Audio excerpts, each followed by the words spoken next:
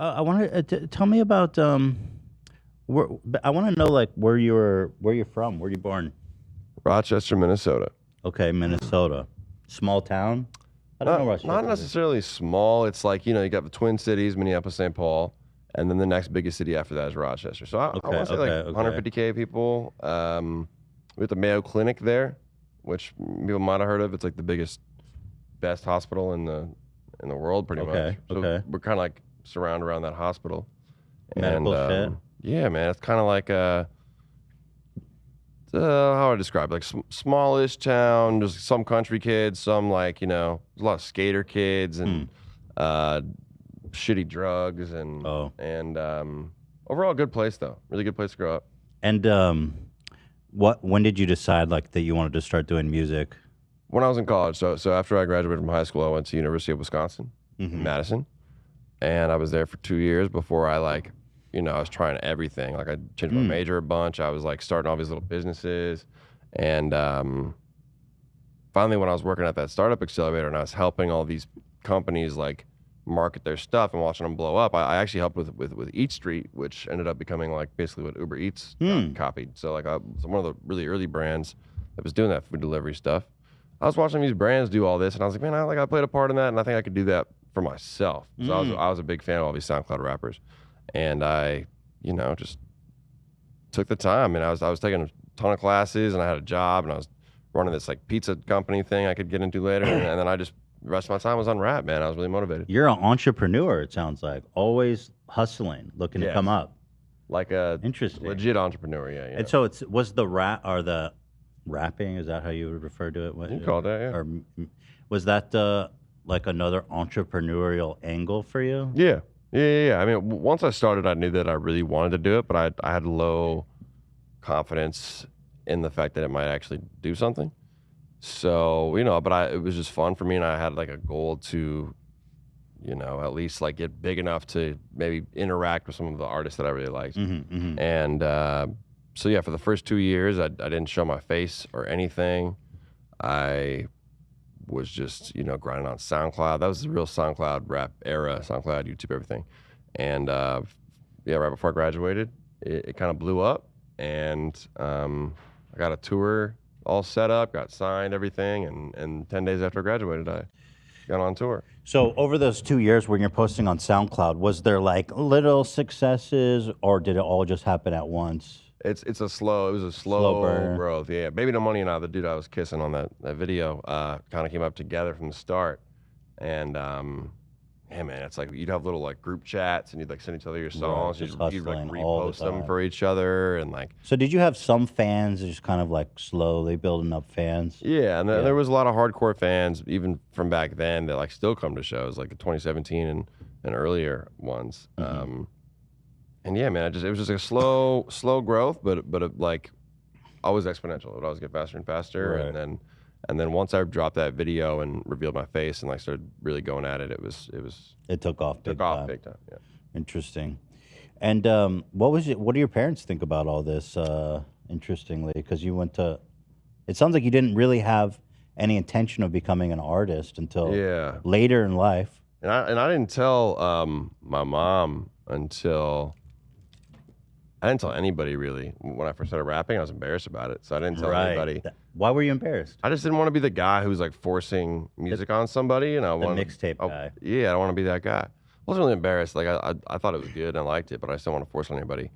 So my mom actually ended up finding out like from somebody else who didn't realize she didn't know, and a few of my friends figured it out. I was like, "Oh, mom, I got a long story for you." So how long were you doing it before your mom found out? Probably a year at least, maybe a year and a half. Yeah, Kept that a secret. Yeah, man. But she's a huge fan now. My dad passed when I was 16, but I know he'd probably be I'm sure he's if looking down and digging what's going on here. My mom still comes to shows. She's been to at least like 10 of them. Was your mom pissed that you kept it a secret from her for a year? No, she got it. I mean, like, I think she understood. We're really tight. Really tight. Yeah. Were you, do you mind if I ask you questions about your dad? No, go ahead. How did he pass away? When I was 16, he was walking, he was a lot older. Yeah. Had a family before my mom, so I have half siblings that are a lot older. My dad was, let me think, he'd be 89 now. Oh wow.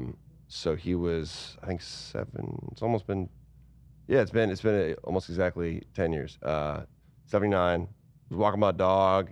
You know, Minnesota's ice. He fell and hit his head on the ice.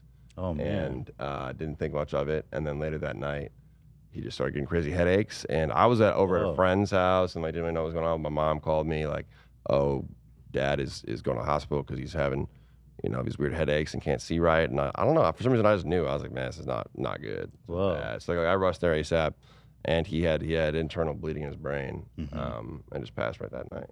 Fuck. Yeah, That's scary. yeah, it was wild, man. And it was like I was 16, kind of still figuring out who I was, and my mom like kind of shut down after it. She had, I don't know, it was really hard on her, and she was like, I mean, he was just her best friend, and she didn't really know where to go forward. So I kind of had to grow up really fast and take care of the house and handle all this stuff. And I was trying to get into college at the same time, but it did kind of motivate me, where I was like, oh, I need to make him proud. I really want to, like, you know, show him that I can still do this. Were you very close with him? Yeah. Yeah, you guys were tight. Yeah, So that must very have close been both of them. like, I mean, obviously losing a parent's devastating, but people have different relationships with their parents.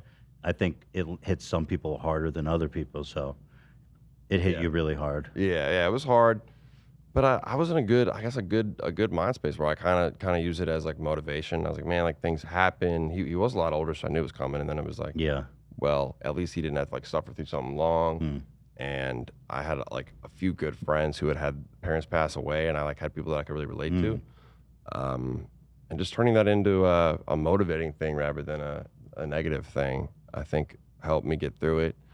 And being able to support my mom, like I ended up that's some of the first business experience I had was helping her with her business when she was kind of like distraught. Was there financial issues once your dad passed? A little bit. Yeah. Not crazy. He worked for the Mayo Clinic, but that hospital I was he a mentioning, and they doctor have or- good like psychologists. Okay, Yeah. okay. That's So that they have good like programs for life insurance and everything. So it was a little bit, but not crazy. Not crazy. Did you feel like you had to like work to support like the household though? Not money wise, not necessarily. I mean, dude, I worked at a pharmacy, and I was a weed dealer, so I wasn't making enough money for that. But You were a weed dealer at a pharmacy? not at the same time. I was a delivery driver at a pharmacy, literally bringing drugs to people, to old people's That's what's up. places. But then I also just sold I used to weed. sell weed too. Yeah, Like, dude. fuck You know, it's a good first. it's a big hustle. part. Yeah, yeah, But, definitely. but it was more like emotional support for my mom and helping her with all of her stuff. But man, yeah, that was a big thing for me. But got through it, and I think, you know, happy how everything came out. Damn. Yeah. Good job, man. You did it. Thank you. I'm definitely a lot bigger than I ever expected. Like I said, when I first started rapping, my goal was kind of to interact with some artists that I liked, which was like Currency, a rapper, Freddie Gibbs, another rapper that I like a lot, and then like I got 10 times bigger than I expected. I'm talking to them, you know, collab with my favorite artists, and it feels awesome. Yeah, your name seems pretty ubiquitous. Ubiquitous. Thank you. Lately, how are you still like aiming higher? Like, what's your ambition here? I really liked where I was at before Betty dropped.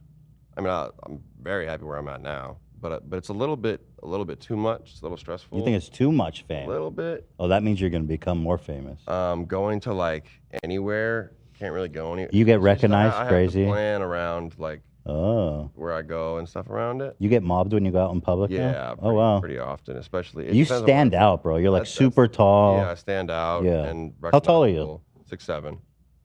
And like That's people- uncommon. And if people hear Yeah. my voice or like see my face up close, it's like pretty clear. But it's good, man. I love the support, and like the fans are usually pretty wholesome. Sometimes. Usually.